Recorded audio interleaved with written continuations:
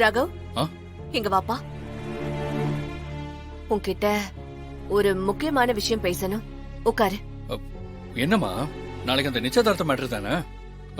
அதுக்கு உண்டான எல்லா வேலையும் நான் முடிச்சிட்டேன். நீங்க கவலையப்படாதீங்க, நான் பாத்துக்கிறேன். அது இருக்கட்டும்பா, நீ முதல்ல உட்காரு.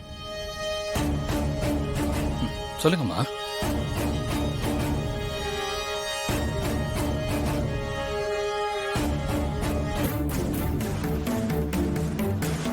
என்னாச்சுமா? என்ன விஷயம்? நான் சொல்றத கொஞ்சம் சரியான விதத்துல நீ புரிஞ்சுக்கணும் ராகவ். அம்மா, நீங்க எப்ப என்ன சொன்னாலும் சரியாதான் சொல்லுவீங்க. நானும் அதை சரியாதான் புரிஞ்சுப்பேன். இப்ப எதுக்கு இப்படி பேசுறீங்க? என்ன விஷயமா? ராகவ், நம்ம குடும்பமும் உன் பெரியப்பா பானுமதி அக்கா குடும்பமும் இத்தனை வருஷமா பிரிஞ்சு இருக்கிறது உனக்கு தெரியும்ல? ஆமாமா, நீங்களும் பாட்டியும் சொல்லிருக்கீங்களே, அதுக்கு என்ன? மூத்த மகன் குடும்பத்தை பிரிஞ்சு இருக்கிறதால பாட்டிக்கு மன வருத்தம் இருந்துகிட்டே இருந்துச்சு. இப்போ நம்ம ரெண்டு குடும்பமும் ஒண்ணு சேர்றதுக்கு ஒரு வாய்ப்பு வந்திருக்கு. அப்படியா? வாவ், நல்ல விஷயமா. Very good. அது உன்னாலதான்ப்பா நடக்கும். நீ எடுக்கிற முடிவுல தான் அது அடங்கி இருக்கு.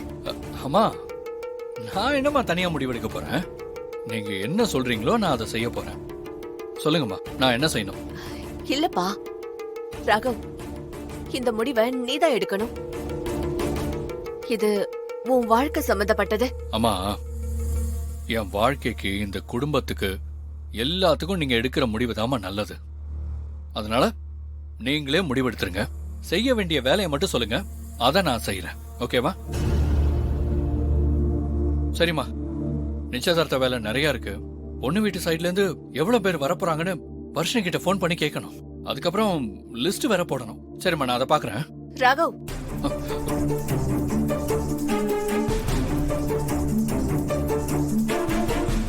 நான் சொல்ல வந்ததை நீ முழுசா கேளுப்பா. சரி, சொல்லுங்கம்மா.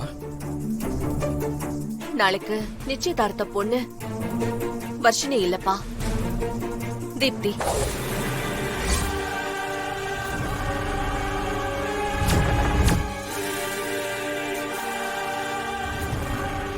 பானுமதி அக்காவோட அண்ணன் பொண்ணு.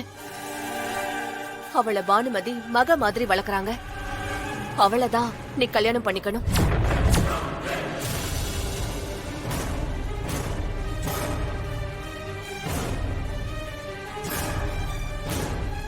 இது மூலமா நம்மளை விட்டு பிரிஞ்சிருந்தவங்க நம்ம கூட சேர்ந்து ஒரே குடும்பமா இருக்கணும்னு பாட்டி ஆசைப்படுறாங்க.